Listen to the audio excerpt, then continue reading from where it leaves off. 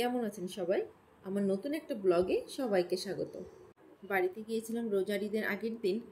Almost 1 মাস 20 দিন মতো বাড়িতে কাটানোর পর আজ ফিরে যাব আবার সেই ব্যস্ত নগরীতে। বাড়ি থেকে দূরে আছি তো বহুত বছর। সেই কবে ইন্টারমিডিয়েট পরীক্ষা দিয়েছিলাম, কোচিং করার জন্য ওই যে বাড়ি থেকে বের হয়েছিলাম, আর কখনোই পুরোপুরিভাবে বাড়িতে ফিরে যাওয়া হয়নি। হ্যাঁ যাই, কিছুদিন থাকি, আবার ফিরে চলে আসতে হয়। এটাই তো জীবনের নিয়ম। তবে সত্যি বলতে কি, সে প্রথম দিন বের হওয়ার সময় যেমন কষ্টটা হয়েছিল, আজও যখন বাড়ি থেকে ফিরে আসি, বিশ্বাস করুন মনটা ঠিক একই রকমইভাবে খারাপ হয়।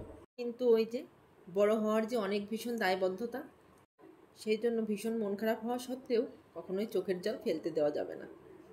তাই বাড়ি থেকে বের হওয়ার সময় আর ভিডিও করা হয়নি। সত্যি বলতে কি, ভিডিও করার কথা আমার একটু খেয়ালও ছিল না। তাই এখন আমার মনে হচ্ছে আমি হয়তো এখনও প্রফেশনাল হয়েই পারিনি। কারণ যারা ব্লগ করে তারা দেখি যে কোনো সিচুয়েশনেই ক্যামেরাটা ঠিকই অন করে রাখে, কিন্তু আসলে বাড়ি থেকে বের হওয়ার সময় আমার মাথায়ই ছিল না যে না আমি একটু ভিডিও করে রাখি, আর রাখার মতো মনের অবস্থাও ছিল না। তো যাই হোক, এবার ঢাকায় ফিরবো ট্রেনে করে। আসলে ট্রেন তো অনেক দিন ধরেই চালু হয়েছে এই ঢাকা নড়াইল রুটে, কিন্তু আমার আসলে এখনও যাওয়া হয়নি। তো এবার ওর বাবা বলেছিল তোমাদেরকে ঢাকায় ট্রেনেই নিয়ে আসবো। আমরা বিকাল শিফটে আসছি। স্টেশনটা দেখে ভীষণই ভালো লাগলো। আসলে কতদিনের স্বপ্ন যে সত্যি হয়েছে তা বলার বাইরে। কোনো দিনও কি ভেবেছি মাত্র 3 ঘন্টার ব্যবধানে নড়াইল থেকে ঢাকায় থাকবো আমরা। আর স্টেশনটা হয়েছেও ভীষণ সুন্দর দেখতে। আর ওই যে দূরে তো দেখতেই পাচ্ছেন ট্রেন চলে এসেছে আমাদের। এই তো আর কিছুক্ষণ, তারপর শুরু হয়ে যাবে আবার সেই চেনা পরিচিত আমার ব্যস্ত লাইফ।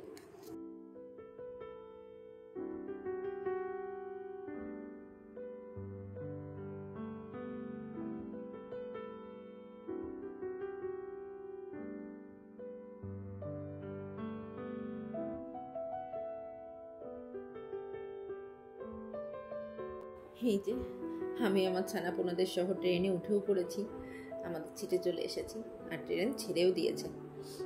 আর আমার বুড়িটার এবারই প্রথম ট্রেন যাত্রা। যদিও ঢাকায় মেট্রো রেলে উঠেছে, কিন্তু দূরযাত্রার কোনো ট্রেনে এবারই ওর প্রথম ওঠা। সেজন্য ভীষণ এক্সাইটেড। অনেক দিন ধরেই বাবাকে বলছে, বাবা তুমি কবে নিয়ে যাবে ট্রেনে আমাদেরকে।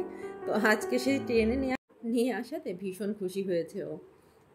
আর আমার ছেলেটা দেখেন, ওর যে কী অভ্যাস হয়েছে, ওর বাবাকে পেলে আমার কাছেও আসবে না, সারাক্ষণ ওর বাবার কোলেই থাকবে। তো সেজন্য ট্রেনে উঠে ও আমার কোলে আর বসে নেই, ওর বাবার কোলেই ঘুরছে। আর দেখেন ট্রেনে ওঠার সাথে সাথেই মনে হলো যে আমরা পদ্মা সেতুতে চলে এলাম। এত দ্রুত যায় ট্রেন, সব কিছুই ভীষণ ভালো লেগেছে, কিন্তু একটাই যে সমস্যা সেটা হলো প্রচণ্ড শব্দতে মানে কান একদম নষ্ট হয়ে যাওয়ার উপায়। আমরা নন এসিতে এসেছিলাম, জানি না এসিতে হয়তো একটু শব্দ কম হতে পারে, তো আমার যতদূর মনে হয়। তো এর পরের বার ইচ্ছা আছে এসিতে যাব, তখনকার এক্সপিরিয়েন্স আমি আপনাদের সাথে অবশ্যই শেয়ার করব। কিন্তু ওভারঅল জার্নিটা ভীষণ সুন্দর, মানে একদমই কোনো কষ্ট হয়নি ঢাকায় চলে আসতে। আর এখন যখন এই পদ্মা নদীর উপর দিয়ে যাচ্ছি, আমার মনে যে কত স্মৃতি আসছে তা আর কি বলবো। এই তো কিছুদিন পরে বর্ষাকাল শুরু হবে, আর পদ্মার সেই উত্তাল ঢেউ মনে পড়লে এখনও আমার ভয় লাগে। কত যে ট্রলারে করে মাওয়াঘাট পার হয়ে বাড়িতে গিয়েছি, নদীর এত বড় বড় ঢেউ এসে ট্রলারে পড়তো, মনে হতো ট্রলার ডুবেই মনে হয় যাবে। কোনো কোনো দিন তো ঝড়ও শুরু হয়ে যেত। এমনও হয়েছে যে ভয়তে সবাই ট্রলারের ভিতরেই নামাজ পড়া শুরু করে দিয়েছে, কেউ তার ঈশ্বরকে ডাকছে। এমনও অনেক দিন হয়েছে। তো সেই দিনগুলোর কথাই ভীষণভাবে মনে পড়ছিল। এই যে পদ্মা নদীও শেষ, আমরাও ঢুকে পড়েছি ওই যে ইট কাঠে মোড়া ওই শহরটার ভিতরে।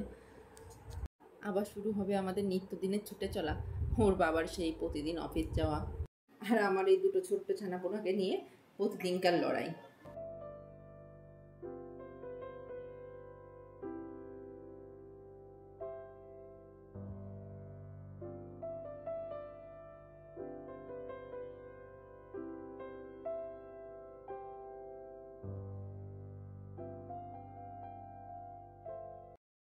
চলে এসেছি কমলাপুর রেল স্টেশন। এবারের মতো আমাদের যাত্রা শেষ, এখন আমাদের বাসায় যাওয়ার পালা। তো আমার আজকের ব্লগটি এ পর্যন্তই। সবাই ভালো থাকবেন, সবার সাথে দেখা হবে পরবর্তী কোনো একটি ব্লগে। আমার আজকের ভিডিওটি কেমন লাগলো আমাকে অবশ্যই কমেন্টে জানাবেন।